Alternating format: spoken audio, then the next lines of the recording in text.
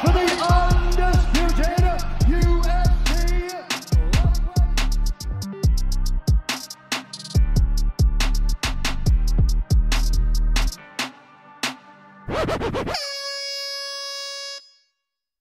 Et salut tout le monde.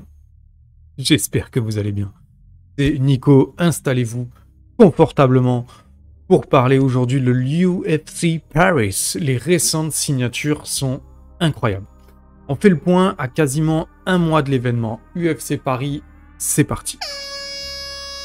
On commence et j'ai un clin d'œil à faire passer. Ce clin d'œil, j'en ai déjà parlé avec Boulox dans l'interview qu'on a faite ensemble pour MMA Club. J'avais initialement prévu d'en parler ici, mais voilà, on en a parlé ensemble. Je vais quand même revenir dessus. Donc oui, concernant Abdul, il mérite d'aller à l'UFC pour représenter la France dans cet événement. Et oui, j'ai envie de le voir signer. Il n'y a aucun problème là-dessus. Mais Abdul, je pense qu'il a le temps. Je pense qu'on est tous d'accord pour dire que c'est pas la fin de sa carrière. Il n'est pas sur ses 4-5 derniers combats. Par contre, j'ai quand même un pincement au cœur pour quelqu'un parce que personne, à ma connaissance, absolument personne, ne mentionne le fait que symboliquement, il y a un mec qui mérite de valider la case UFC une fois dans sa vie, plus que tous les autres, c'est Carl fucking Psycho Amoussou. Et je suis très sérieux. Je parle pas d'un main event, d'une main card, mais juste communier avec nous le soir du 3 septembre, même si c'est en prélim, même si c'est contre un vieux gars, on s'en fout, juste pour lui dire merci, parce qu'il a fait avancer le MMA francophone, il a rendu fier le peu de gens qui savaient ce qu'était le MMA en France, il a vraiment tout fait, et il est encore en capacité de le faire, dans le sens ultra compétitif. Et le pire, c'est qu'il n'a pas vraiment eu l'occasion de communier avec nous lors de son précédent combat, parce qu'il y avait tout ce stress et cette incompréhension autour de lui avec sa blessure, il y avait beaucoup de frustration. Donc voilà, ça aurait été magnifique et surtout mérité. Ensuite, je pense que pour Fares Ziam, c'est un petit peu tard maintenant pour s'inscrire pour Paris, à un mois de l'échéance. Et vu les places restantes, voilà, c'est compliqué.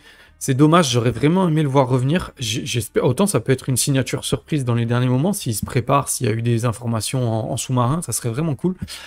Voilà, pour info, il n'a pas vraiment été cut, hein, donc moi j'y crois quand même. Simplement, il pourra peut-être faire son retour en fin d'année. Ça serait cool aussi que si son manager, Ali Abdelaziz, il pouvait faire ce petit tour de magie, ce petit trick.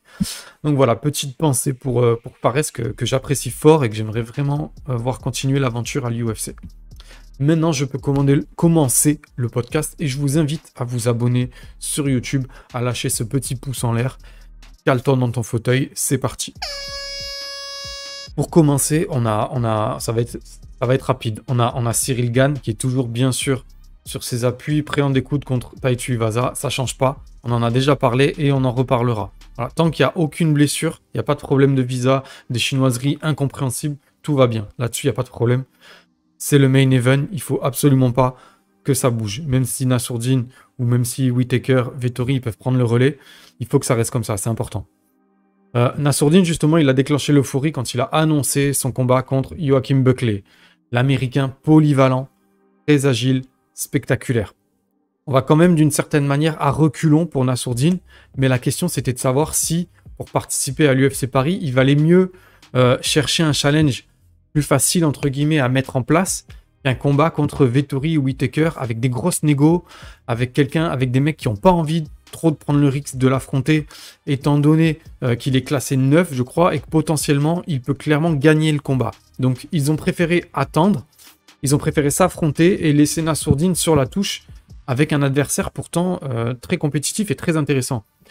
S'il le bat, on se retrouve avec une position très appuyée dans le top 10, très ancrée. Il repousse un adversaire en plus qui est sur une dynamique folle, qui est juste derrière lui, un adversaire qui représente le même danger pour lui que ce que lui représente pour Whittaker ou Vettori. Donc ça reste quand même super intéressant.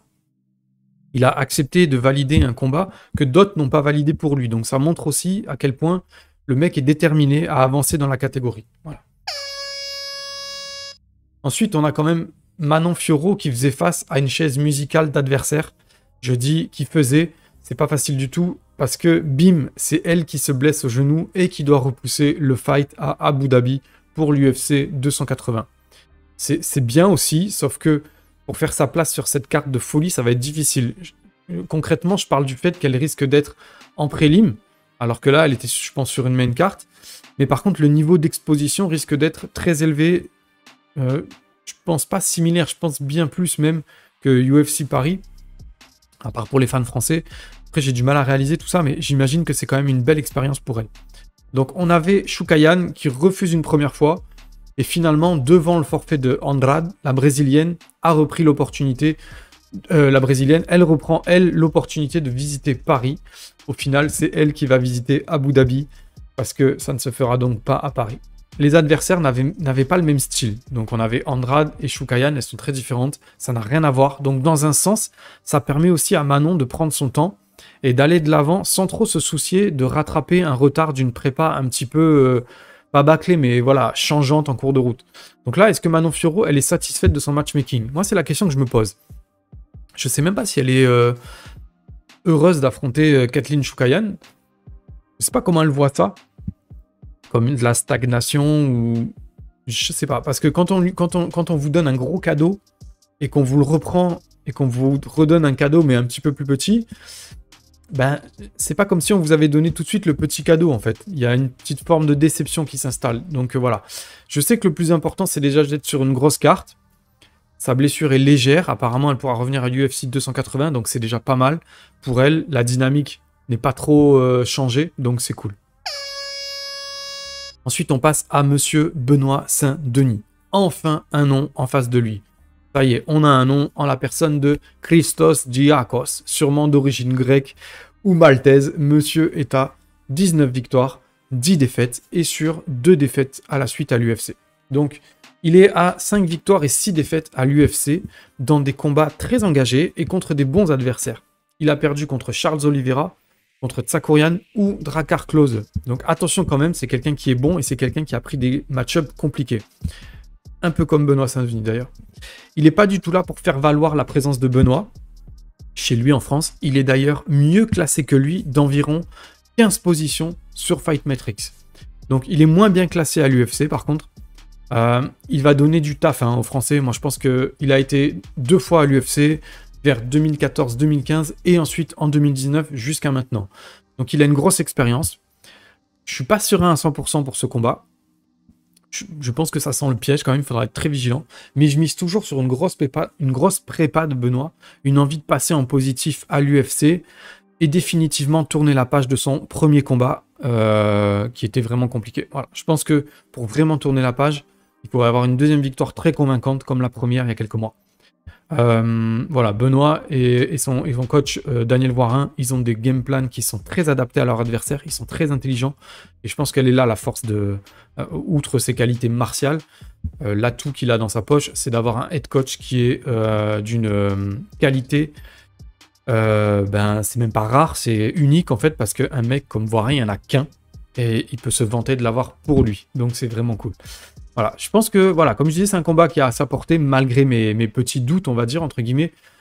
Moi, pour un match-up à domicile, pour faire briller les locaux, on n'est pas forcément dans cette logique, c'est ça que je voulais dire. On sent qu'il veut aller de l'avant et ne pas se duper ou perdre du temps dans le ventre mou du classement.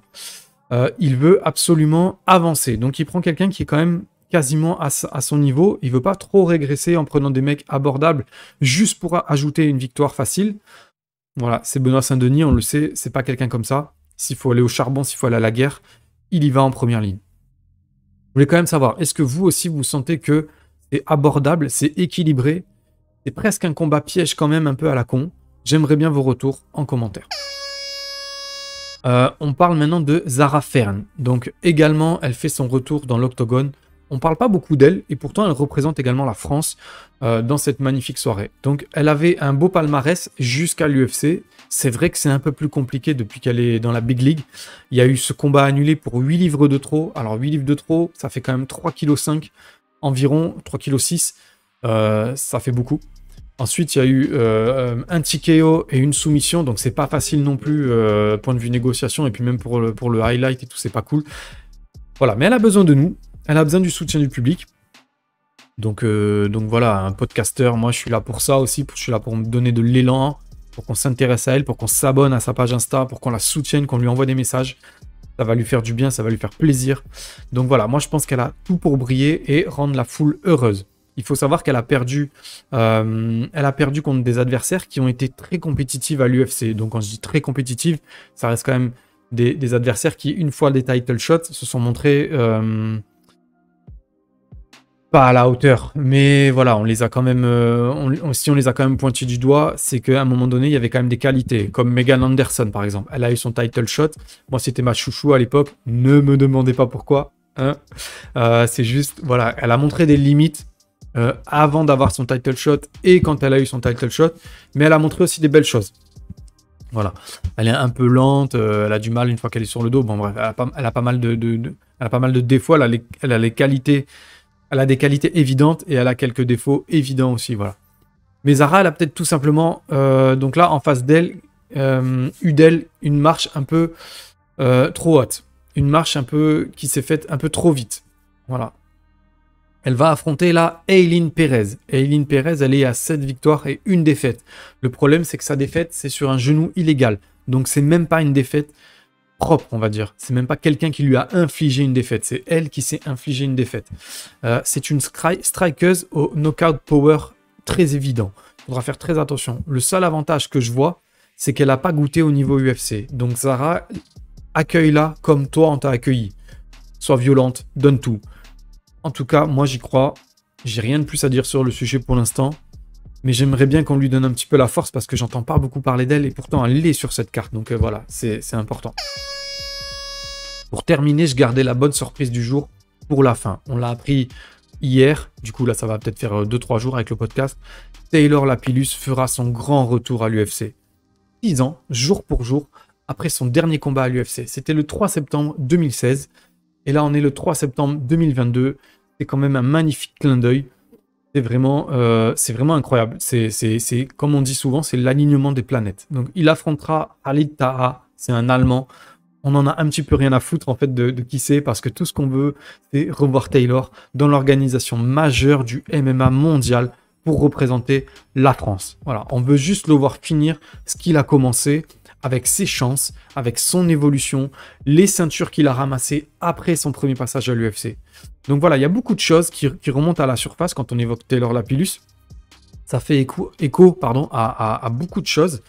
Et du coup, je pense que ça va être assez magique quand même de se dire qu'ils ont mis les moyens pour faire plaisir aux fans français. Et je pense que c'est pas fini. Donc voilà, c'est vraiment cool. Maintenant, j'ai vu qu'aussi il y avait quelques match-up qui nous concernaient pas trop, qui nous intéressaient pas trop.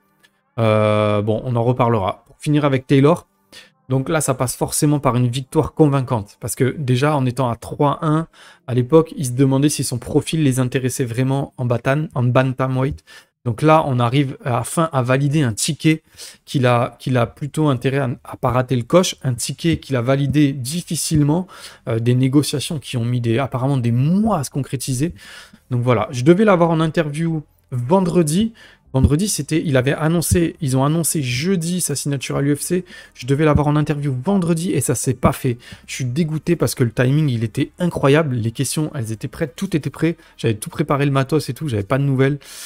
Donc voilà, c'est Dieu qui donne. Si ça s'est pas fait, c'est comme ça. Par contre, Taylor, si tu m'entends, je suis toujours ton gars avec mes questions bizarres. Je suis prêt à te recevoir dans MMA Club avec grand plaisir, vraiment.